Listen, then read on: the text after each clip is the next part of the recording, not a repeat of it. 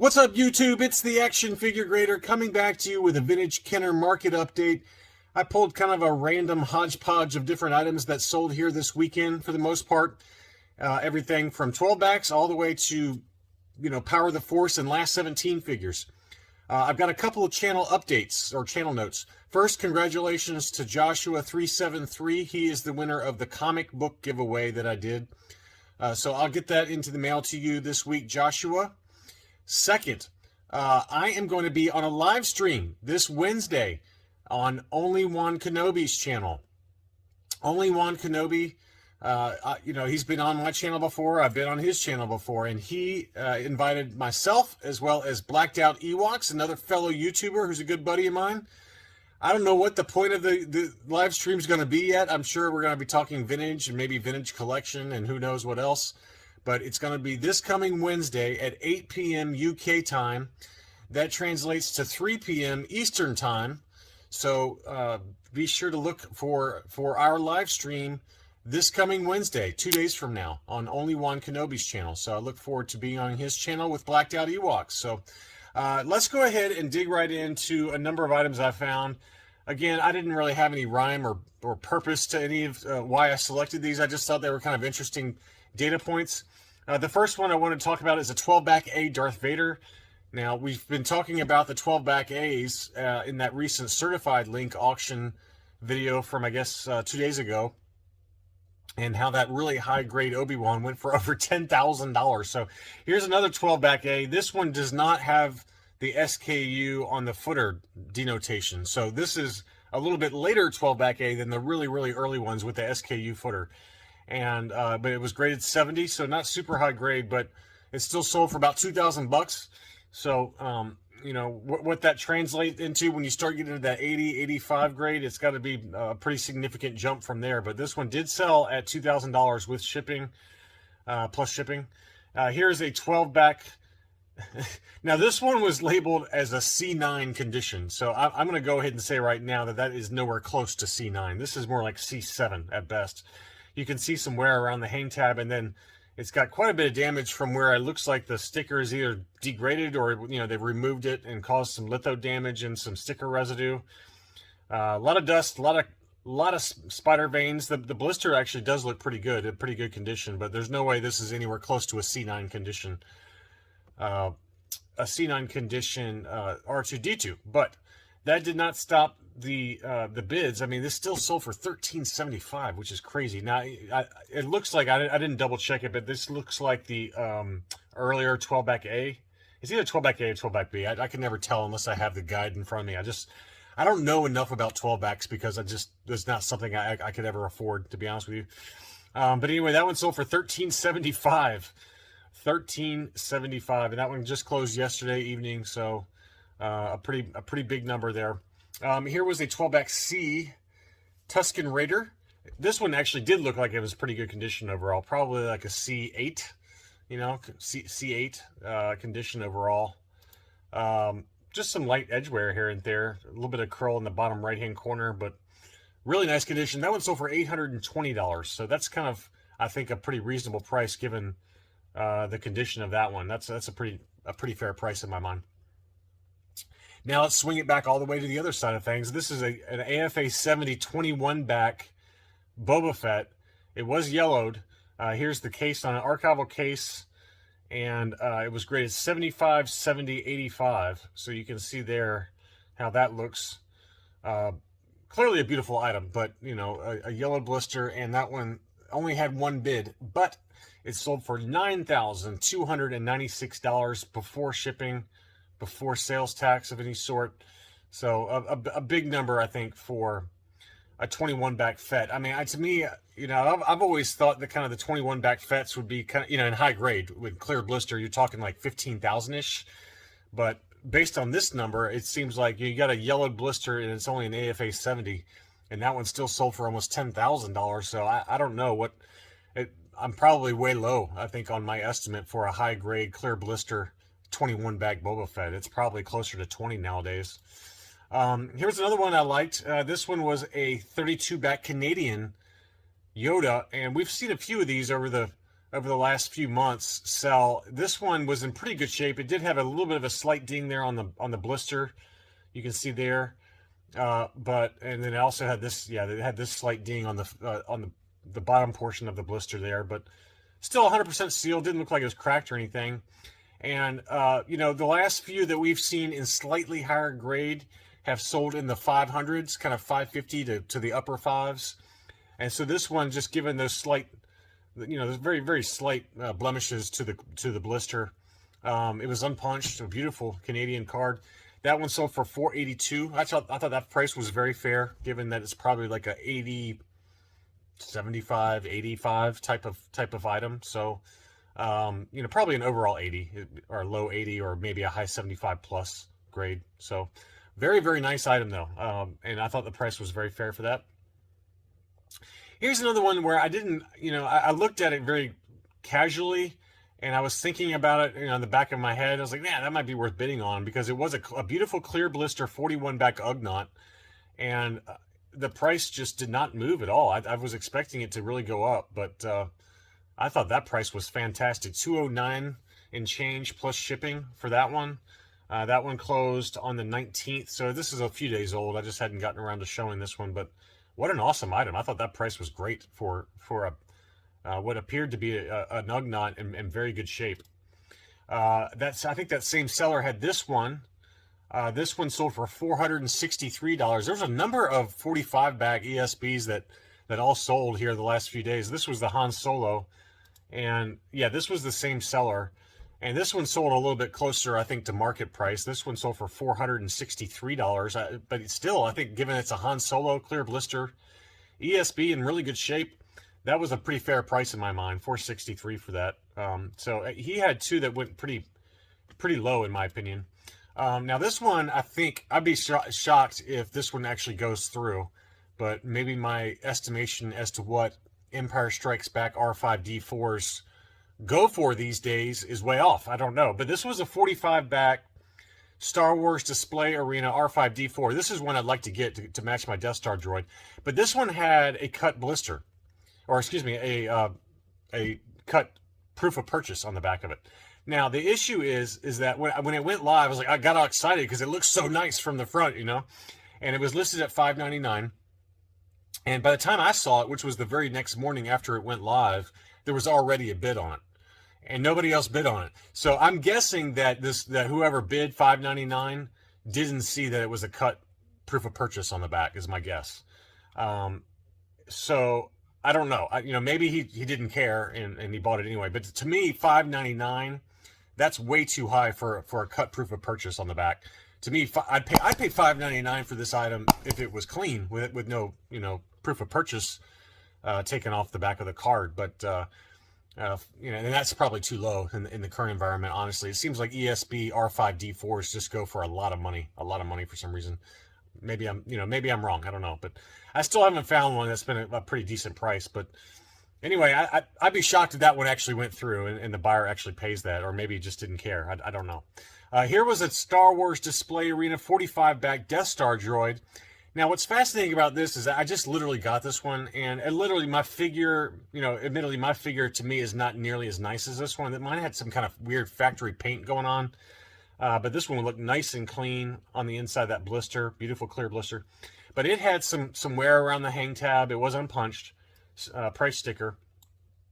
Now, I bought mine already graded by AFA, or excuse me, by Collector Archive Services for $400 shipped, I believe was the number. It might have been $410. But this one sold for $429 ungraded, and it looked to be in not as good a condition. So I think I got a pretty good deal on mine, even though I think that this figure, the actual figure itself, is much cleaner than my goofy cross-eyed version that I've got in this card back. But anyway, that one sold on three bids, $429 plus shipping, and that one closed yesterday as well. But I just wanted to show that one. Now this is another one that a subscriber sent to me, and I apologize that I can't keep. I get subscribers that send me PMs either by Facebook or by Instagram a lot, and I appreciate you guys doing it, because in case I hadn't seen it, it's nice to be able to look it up on eBay afterwards and add it to my watch list for these videos. So I apologize that if I'm not adding you, or if I'm not thanking the proper people, But this is one I don't think I saw it, and then somebody sent it to me by Facebook PMs or Instagram PMs. But what a beautiful 47 back Boba Fett, and it had some light creases up there on the front of the card back, but in general it was a really really nice one. And I don't know, it's probably like a 75 plus, maybe is my guess. 75, somewhere in that range. That one sold for $42.46 plus shipping. That was a few days ago. I just hadn't had a chance to add it into my into a market update yet, but really nice item, really nice. You don't see those again come up at auction that much. Now, collectible investment brokerage did have a few loose graded figures. I only included a couple of them, just ones that I was actually watching myself. This was a molded face Hong Kong General Madine loose graded AFA 85. That one sold for 113 bucks. I thought that was a pretty good price to me. Now this one though was a shocker. This one was a 90 grade brown snake Yoda. So, Hong Kong COO on this Yoda with the dark, the dark green skin with the dark snake. But an AFA 90, and we've talked at length about how those 90 grades just bring the high-end collectors out of the woodwork, and this one was no exception. That one sold for $710, 46 bids. This one closed last night, so just another really high data point on one of those loose-graded AFA 90s, just mind-blowingly high. This is another one I was really confused by the price on. It had 29 bids. It closed yesterday, so I know it's legit. I mean, it had quite a bit of activity on it. It had free shipping, but it was a yellowed 65 back Admiral Ackbar AFA 80, yellowed 80. So 80, 80, 90 were the subgrades. It looked very nice, don't get me wrong, but I mean, that price is just crazy. 716 bucks for that. That seems very, very high to me. I would guess like 400 to 450 max, but what do I know? It was a beautiful unpunched example, and admittedly the yellowing was very, very light on it. So I think people just, it's hard to find a nice clear blister Ackbar, and while this wasn't clear, it was pretty close. So I think that might have driven the price a little bit. And but it's a beautiful debut card. I think it's a debut card, 65 back B. I can't remember if he was on the 65A or not, but either way, just a really nice Ackbar. But I'm really shocked by that price point. Here's another one. This one sat for a little bit. I was thinking about it, but it was listed for a while at about 700 bucks. But the shipping for me was just so prohibitive. It was like almost $100 shipping, unfortunately. But it sat forever for about 700, and then he dropped it to 650, and this is all US dollars. It sold for 559 euros, or about 650 US, but a really nice Lando Calrissian on the Palatoid Tri-Logo, unpunched, but I was a little surprised on this. So it was graded, the card was 80, blister 80, figure 85. But the blister on this, I mean, how did this blister subscore get an 80? I have no idea. It had a pretty major ding there in the upper right-hand corner, as you can see. And don't get me wrong, I'm not complaining. This is an awesome item, and I was very seriously, it was on my serious watch list, but that's a pretty big ding to still, maybe it just looks worse in the lighting, because from this angle, it doesn't look nearly as bad. It looks, just like one little ding area. But when you look at it from the front, I mean, it just the angle of the lighting maybe just makes it look a lot worse than it probably does in real life. But anyway, it did sell at 651 US dollars, or about 560 euros. But for me, the problem was the shipping was another, let's call it almost 20% of the purchase price. So it just didn't make sense for me. But a really nice item. This one also had that KB toy sticker up there, the 2-for-1 sticker. I've got a number of Tri-Logos with that. It just would have been a nice match for me, but not meant to be. Here was another one that sold. This one closed yesterday. This one was a Power of the Force 92 back Atst Driver. Nice clear blister. And it had a little bit of wear up here in the upper right-hand corner. It's probably like a 75 grade overall. Another KB toy sticker.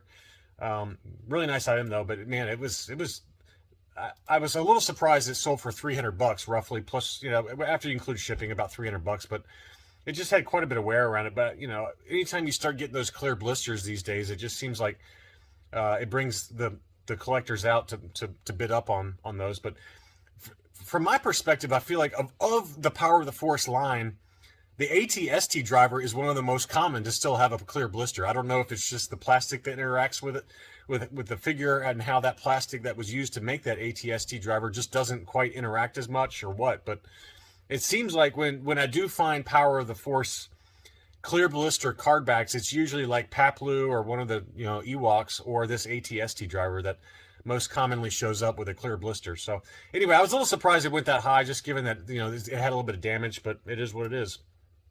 Now here's another one that I was not aware of. I believe it was Spider Wars who on Instagram sent me this. I could be incorrect, so I apologize if I'm not giving proper credit where credit is due, but this was an Australian auction. And wow, it was a last 17 auction. It included the vast majority of the last 17 figures. It looks like I had 1, 2, 3, 4, 5, 6, 7, 8, 9, 10, 11, 12, 13. It had 13 of the last 17 figures complete. And the coins were also included for some of the big boys, like the Yak Face. The Yak Face coin is pretty expensive, obviously. And so, and also the EV99 was mint on card, and it looked to be in pretty good shape. So it was an auction, and all the figures were kind of like, it looked pretty close to near mint for most of these figures. Really nice condition. And that one sold on 25 bids, $4,050 in change, plus shipping was the final tally. That one sold on October 21st at 3:15 my time, just given the Australian price time difference. But it was $5,409 Australian, or about a little over $4,000 US for that awesome lot of last 17 figures. So that was a really cool lot to see, and thank you again. I think it was Spider Wars that sent that one to me, or it might have been Justin Maben. I can't remember. So I apologize, guys, if I'm not giving proper credit. Last one before we wrap it up. This one was a Kenner Canner. We've had a lot of pop-up R2-D2 sell here lately.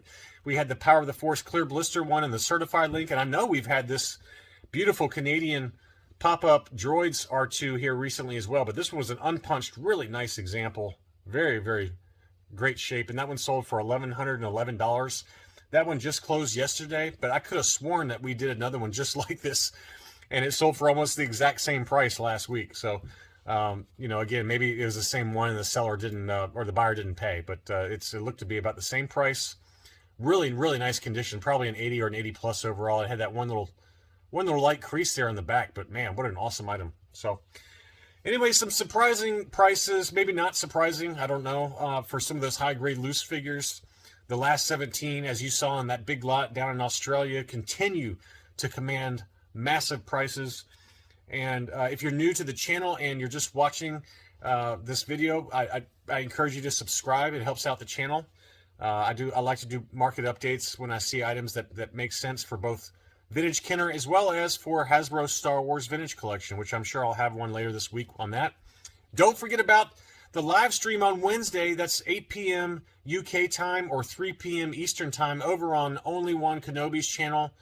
We look forward to having you guys on.